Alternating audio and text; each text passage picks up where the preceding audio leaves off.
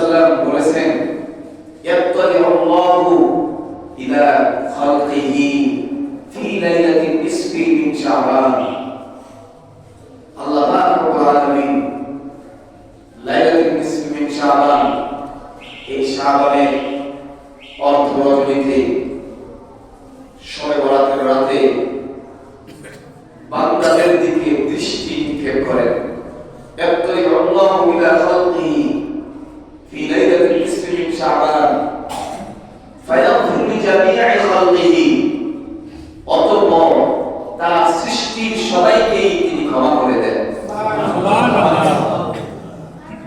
ফায়াগফিরু লিজামিই খালকিহি ইল্লা লিমুশরিকিন আও মুশাহিদিন, তবে দুই শ্রেণী ব্যতীত এই হাদিসে দুই শ্রেণী বাদ দেওয়া হয়েছে।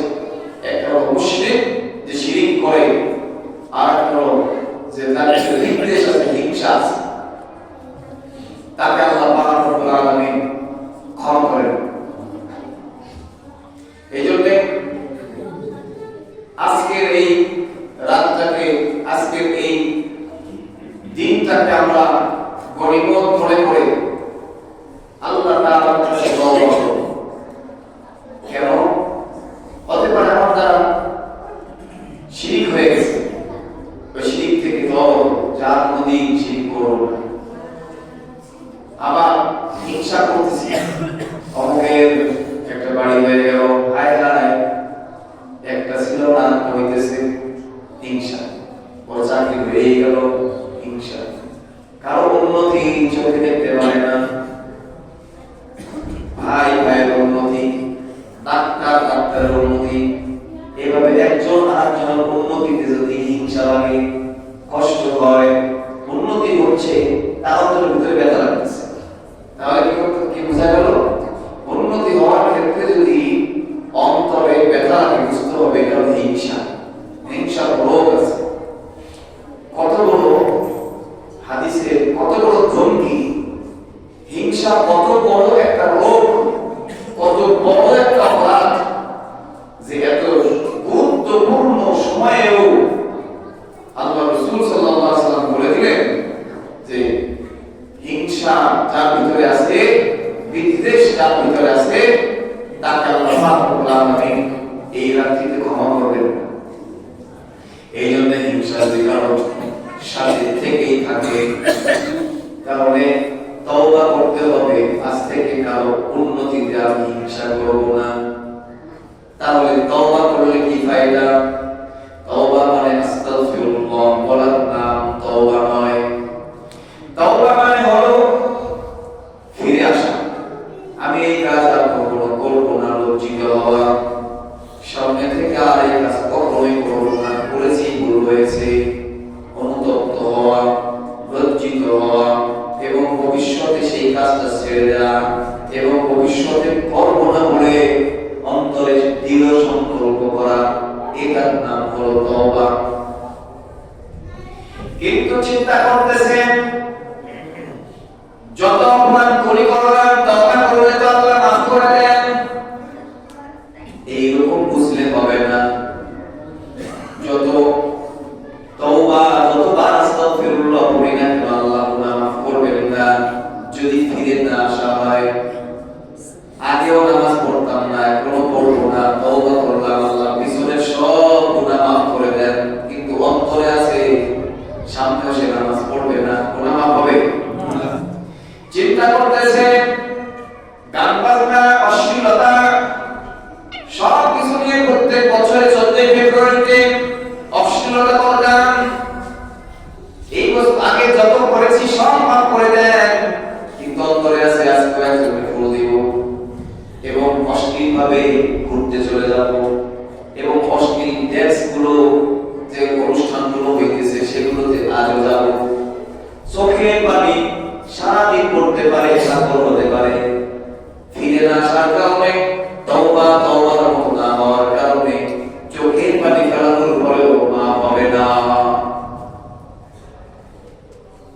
চোখের পানি পড়ার পরেও মাফ হবে না, শর্ত পূরণ হয়নি, তারপরে ভিতরে আছে আমি তো করবো, আগামী করবো। আর তওবা করলে কি লাভ? আল্লাহ রাসূল বলেন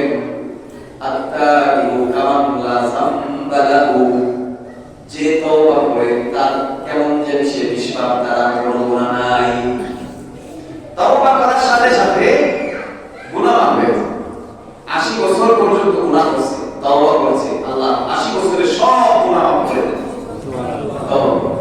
তওবা মানে আস্তাগফিরুল্লাহ বলার নাম তওবা না, পিছনে যা করছি সব বাদ, নতুন করে জীবন গড়ে ওঠাবো, এটার নাম তওবা। তওবা বললে কি লাভ? আল্লাহ পাক রব্বুল আলামিন বলেন, লা তাকনাতু মির রাহমাতিল্লাহ, ইন্নাল্লাহা ইয়াগফিরু যুনুবা জামিআ, ইন্নাহু হুয়াল গফুরুর রহিম। আল্লাহর রহমত থেকে নিরাশ হও না, আল্লাহর কাছে ক্ষমা চাও, ক্ষমা চাইলে আমি আল্লাহ মাফ করে দিব, এবং আমি আল্লাহ রব্বুল আলামিন ক্ষমাশীল। সুবহানাল্লাহ। তওবা করলে আর কি ফায়দা? ধরেন কারো নামায় 10,000 গুনাহ ছিল, তওবা করার মাধ্যমে আল্লাহ রব্বুল আলামিন 10,000 গুনাহকে মাফ করে দিলেন। এখন কি ওই ফাঁকা জায়গাটা ফাঁকা করব কিনা? ধরেন একটা পাত্রের ভিতরে 10 কেজি জিনিস রেখেছেন, ময়লা জিনিস, ময়লা জিনিসটা যখন ফেলে দিলেন পাত্রটা ফাঁকা করব কিনা? ঠিক তেমনি ভাবে মানুষ গুনাহ করতে করতে মানুষের আমলনামায় গুনাহ ভরে থাকে, তওবা করার কারণে গুনাহের আমলনামার পাত্রটা ফাঁকা হয়ে যায়। আল্লাহ বলেন ফাঁকা আমি রাখি না, তওবা করার কারণে আমি আল্লাহ খুশি হইয়া ওই ফাঁকা পাত্রের ভিতরে আমি আল্লাহ নেকি দ্বারা পূর্ণ করে দেই। তওবার কত দাম! তওবাকারীকে আল্লাহ কত ভালোবাসেন। একটা হাদিসের ছোট্ট একটা ঘটনা শুনুন।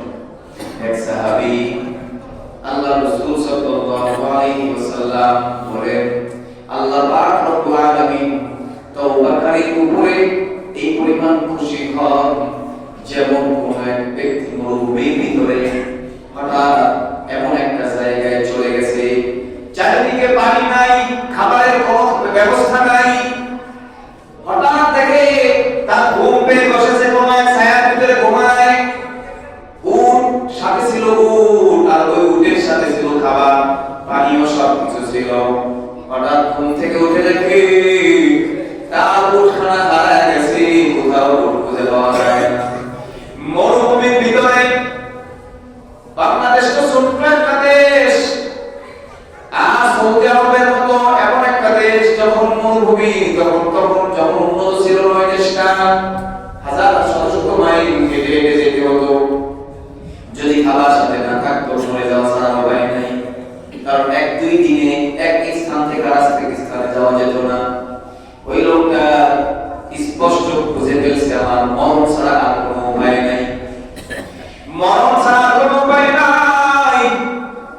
হঠাৎ ওই লোকটা সীমায় পড়েছে, ঘুম থেকে উঠে দেখে পাশেই তার উট হাজির হয়ে গেছে।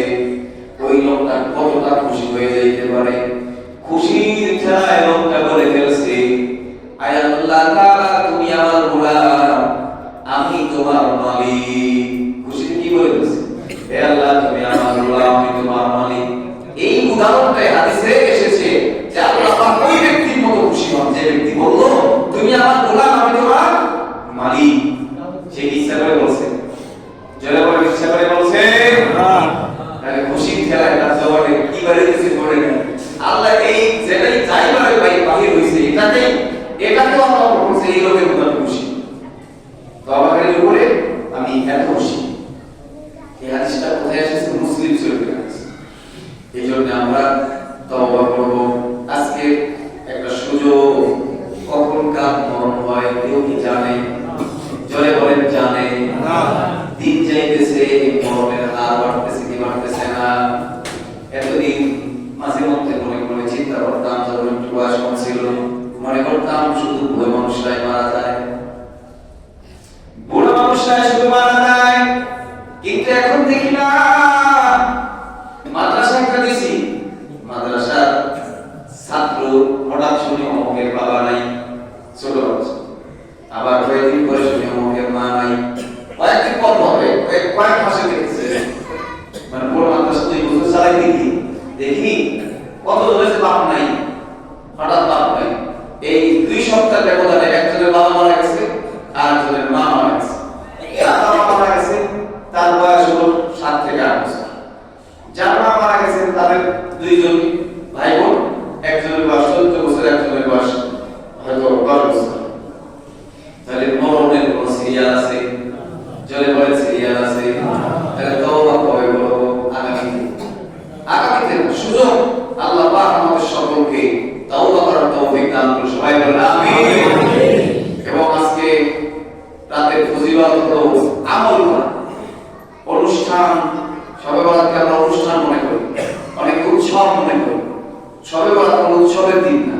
শবে বরাত কোনো অনুষ্ঠানের দিন না, আতশবাজি ফুটানোর দিন না, এই দিন ঝাড়বাতি লাগায়া অমিত করার দিন নয়। এই দিনটা হলো, এই রাতটা হলো আমল করার রাত, আল্লাহর কাছে রোনাজারি করার রাত, কান্নাকাটি করার রাত, নফল ইবাদতের রাত, পরের দিন রোজা রাখার দিন। সুতরাং এটাকে আমরা ভিন্নভাবে নষ্ট না করে আমরা সুন্দরভাবে এটাকে ব্যবহার করব, আমল করব, যেন পরকালের জিন্দেগিতে আপনার অনেক বড় লাভ হয়ে যায়। আল্লাহ পাক রব্বুল আলামিন আমাদের সকলকে সহিভাবে আমল করার তৌফিক দান করুন। ওয়া আখিরু দাওয়ানা আলহামদুলিল্লাহি রাব্বিল আলামিন। পাখা হাত পাখা বলো জিন্দাবাদ, হাত পাখা হাত